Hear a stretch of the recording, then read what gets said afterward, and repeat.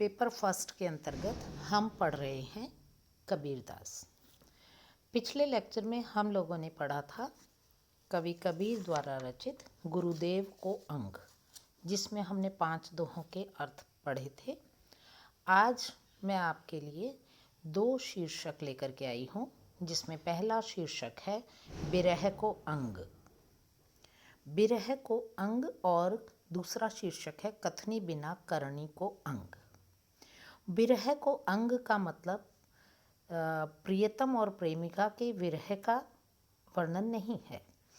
कबीर रहस्यवादी कवि भी हुए हैं और उन्होंने अनेक रहस्यवादी दोहों और पदों की रचना की है, जिसमें कबीर ने स्वयं को जीवात्मा और ईश्वर को परमात्मा मानते हुए परमात्मा और जीवात्मा की बिछोह को दर्शाया है। इसमें परमात्मा और आत्मा प्रियतम और विरहिणी के रूप में प्रस्तुत किए हैं। ये अलौकिक प्रेम विरह की कथा है। तो लीजिए, पहले मैं आपको दोहा पढ़ के सुनाऊंगी, उसके बाद में उसका सार समझेंगे। बिरहिनी उभी पंथ सिरी, पंथी बूझे धाई, धाई यानी दौड़कर। एक शब्द कही पीव का, कबर मिलेंगे आई। कवि स्वयं की आत्मा को परमात्मा के विरह में पीड़ित विरहिणी के रूप में प्रस्तुत करते हुए कहते हैं कि आत्मा रूपी विरहिणी रास्ते के एक ओर खड़ी है, पंथी बूझे धाई, और वह धाई यानी दौड़ दौड़ करके प्रत्येक राहगीर से पूछ रही है। एक शब्द कही पीव का कि हे राहगीर, मेरे प्रियतम परमात्मा के बारे में उनके आने की खबर से जुड़ी कोई एक बात कह दे कि कबर मिलेंगे आए, कि वो मुझसे कब मिलेंगे। अर्थात यहाँ साधारण मिलन की बात नहीं कह करके कबीरदास ने आत्मा और परमात्मा के चिर मिलन की बात कही है कि आत्मा रूपी विरहिणी परमात्मा रूपी प्रियतम से मिलने के लिए हर सांसारिक व्यक्ति से उस तक जाने का रास्ता पूछती है कि मेरा और परमात्मा का, मेरा यानी आत्मा और परमात्मा का मिलन कब होगा। दूसरा दोहा देखिए। अखियन तो झाई परी, पंथ निहारी निहारी, जीभ्या में छाला परा, राम पुकारी पुकारी। आत्मा रूपी विरहिणी की वही पुकार है कि परमात्मा रूपी प्रियतम के आने के रास्ते को निहारते निहारते मेरी आँखों पर झाइयाँ पड़ चुकी हैं। झाइयाँ कमजोरी का प्रतीक होती हैं।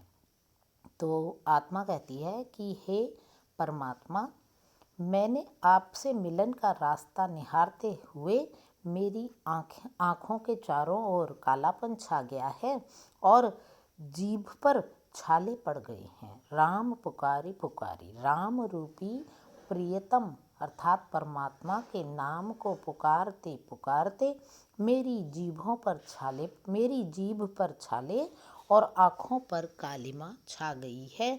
हे परमात्मा, आप ही बताइए कि आपका और मेरा मिलन कब होगा। या तन का दिवला करूं, इस तन शरीर का दिया बनाऊं, बाती मेलो जीव और अपने जीव रूपी आत्मा रूपी रुई की बत्ती रखूं। तन रूपी दिए में आत्मा रूपी बाती लगा के लोहू सींचूं तेल प्यों, हे प्रियतम तेल रूपी रक्त से सिंचन करूं, सींचूं, कब मुख देखो पीऊ।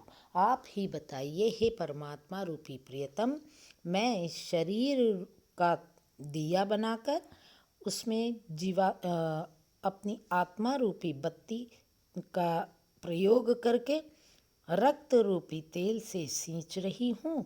हे परमात्मा, मेरा और आपका मिलन कब होगा। तो ये तो थी कबीर की रहस्यवादी दोहों के अर्थ। और अब अगला शीर्षक है कथनी बिना करनी को अंग। कथनी और करनी में प्राय अंतर देखा जाता है। कबीरदास का मानना है कि कथनी और करनी में अंतर जिस दिन मिट जाएगा उस दिन हमारे कर्म सफल हो जाएंगे।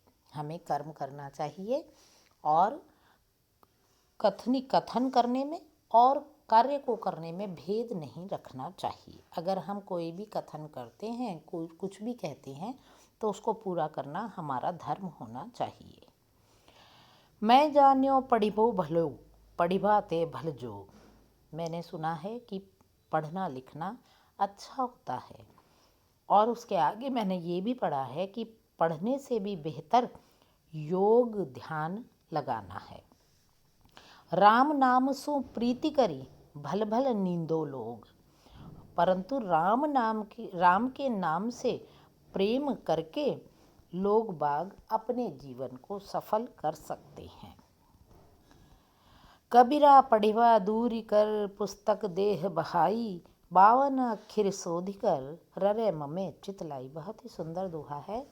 कबीरदास कह रहे हैं कि हे मानव, हे मनुष्य, ये पोथी ज्ञान को दूर रख करके, पुस्तक रूपी पोथी ज्ञान को ग्रहण करने के बजाय इनको दूर कर और 52 अक्षर यानी ज्ञान के 52 अक्षरों की शोध करके ररे ममे चित लाई। रे और मैं वर्ण में, अर्थात रे से रा और मैं से म, राम में मन लगा।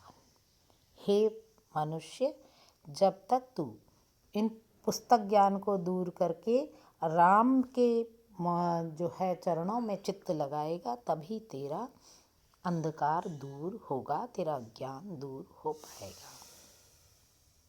कबीरा पढ़िया दूरी करी, आथी पड़ा संसार, पीर ना उपजी प्रीत सू, तो क्यों करी करे पुकार। कबीरदास कह रहे हैं कि ये पढ़ना लिखना छोड़ करके परमात्मा से यदि आपने प्रेम नहीं किया तो आपका जीवन व्यर्थ है।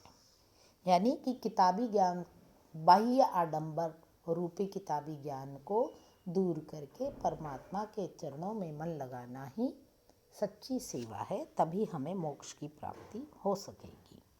और अंतिम दोहा है, पोथी पढ़ी पढ़ी जग मुआ, पंडित भया न कोई, एक ही आखर पीव का, पढ़े सो पंडित होय।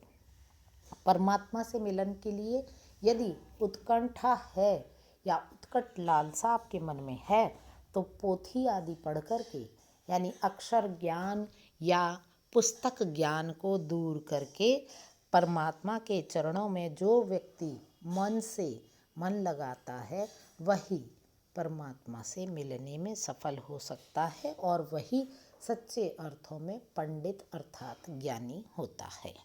तो ये था विरह को अंग और कथनी बिना करनी को अंग के दोहों का अर्थ।